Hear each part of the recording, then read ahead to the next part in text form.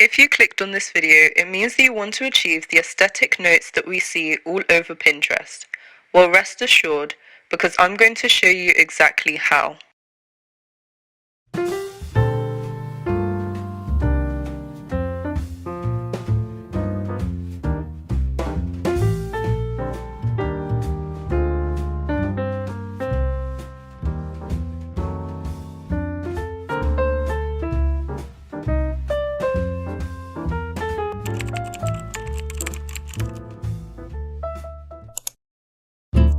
Let's go over the supplies that you will need.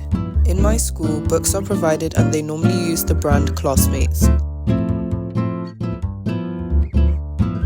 I know that the supplies here look quite excessive, but you really don't need this much. I'm just extra.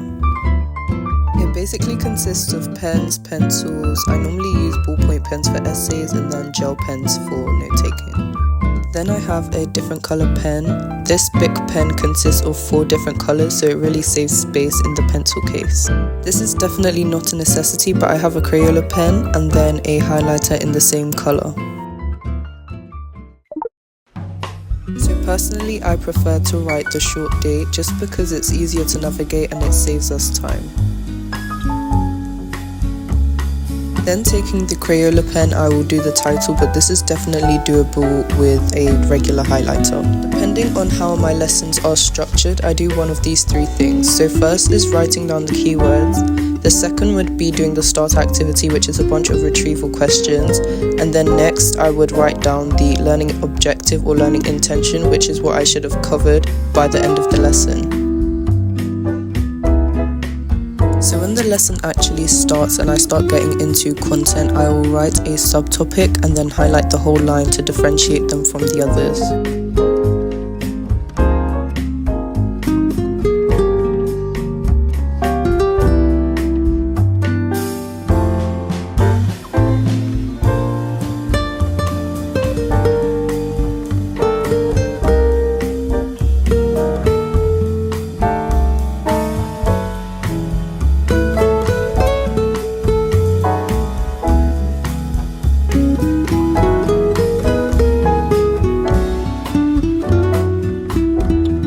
This one's pretty self-explanatory, but please use a pencil and ruler when you're drawing diagrams.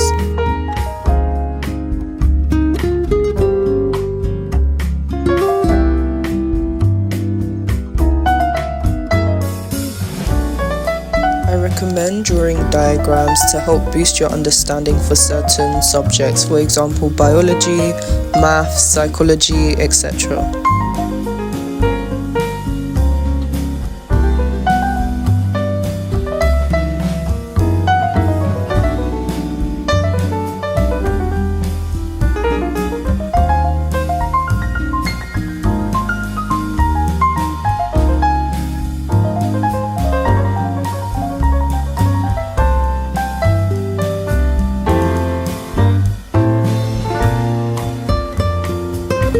This one's really important, but don't compromise your education and grades for the sake of pretty notes. Now in year 8 I would literally spend the whole lesson only doing the title, so please don't be like year 8 me and actually do your work and make sure that you understand it before you care about how it looks.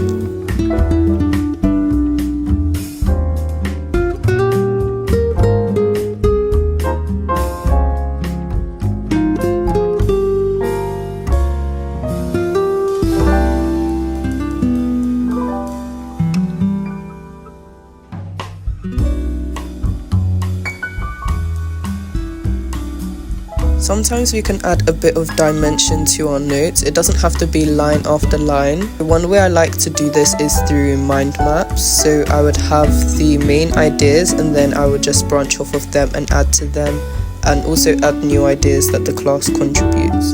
Another way you could do this is through tables, and I personally find that it helps me identify similarities and differences between 2 different subtopics, or helps me identify the pros and cons of something.